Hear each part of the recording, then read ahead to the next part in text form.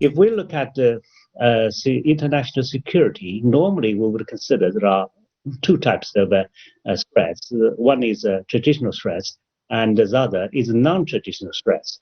The pandemic is, of course, a kind of a non-traditional threat. But if we look at how it has already taken the life of 1.5 million people, certainly it's much, much more lethal or potent even than a major war. That means we should actually attach more importance to what seems to be kind of a minor, a trivial threats at a time when all people around the world should be united, but the United States still would consider we have entered an era of major power competition in which the United States has taken China and Russia as a top strategic competitor. I believe it is actually the disillusion of the United States with its own narcissism. Because the United States and some Western countries wrongly believe that eventually China would become one of the Western democracies. But they see China getting stronger without it becoming a democracy or Western type of democracy. It's not how the world should look like, but how the world is like. The world is always like in the past, a combination of different culture, different religion, different social systems.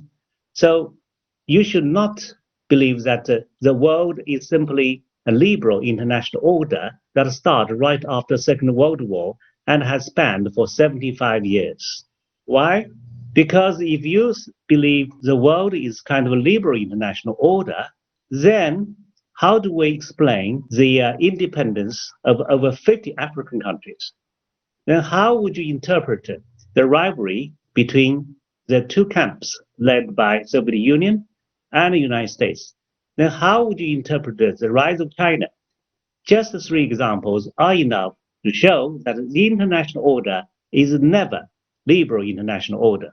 At the same time, such major events certainly have reshaped international order. I believe that China and Russia's veto power at the UN Security Council definitely matter tremendously to the international security. If you divide the world into two parts, one is authoritarian regimes and democracy, then China's rise would be too difficult for them to swallow. So therefore, the real challenge of China to the West is not ideological. It's psychological. It is how a so-called authoritarian state like China could develop so fast and even become the largest world economy. China's reform has changed China, but also the rest of the world. And finally, a bit about the China-US relationship. According to Financial Times, the European Union called on the United States to seize a once-in-a-generation opportunity to form a new global alliance to meet the so-called strategic challenge presented by China.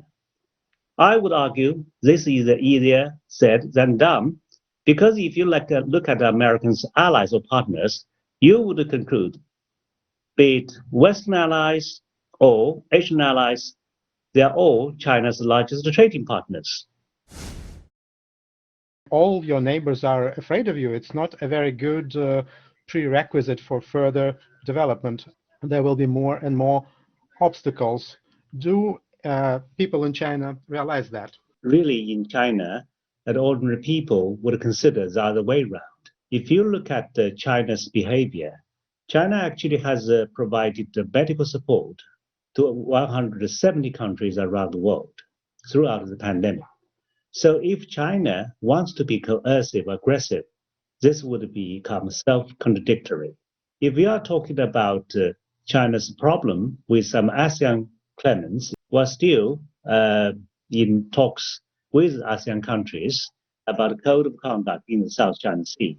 And we have never threatened used force against any one of them, in spite of the fact that China is much, much stronger than even all of the countries combined. When it comes to China's relation with India along the line of agricultural control, the fact that both sides haven't shoot at each other demonstrates that we still, both sides still realize there is a line, there is a limit.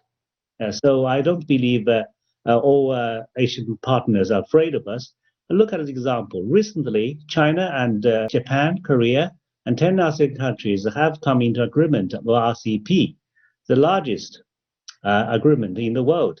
And actually, during the pandemic, Southeast Asia has become China's largest trading partner. So our relationship is not characterized by fear. Can we expect that China will be offering to the world something as the foundation for development, and it will be different from the Western set of values? When China talks about international order, we just believe we are part of the international system. China has joined almost all the international treaties, organizations, or institutions. So China would like to consult with everybody how the world of tomorrow should look like. China doesn't have a specific or exclusive idea about how an international order should look like. What about the community of one fate? Or is it not that great idea which is being offered to the world by China? This is actually what my president has proposed, the community of shared future. If you look at anything done by China, maybe the most impressive one in practice is China's Belt and Road Initiative, right? Because it is the largest mega project in human history. But what is it? China tend to consider is simply a project of infrastructure. Whether you Western media, you would find so much political, strategic ramifications. Actually, it's not that complicated. If anybody say that is a trap, would you spend trillions of dollars to lay such a trap? Would you?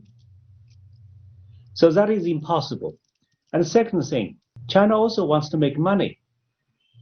The Belt and Road Initiative means to be mutually beneficial. Third, it will take many generations to accomplish it. It's because it's so big. So this is the contribution from a developing country like China to the world.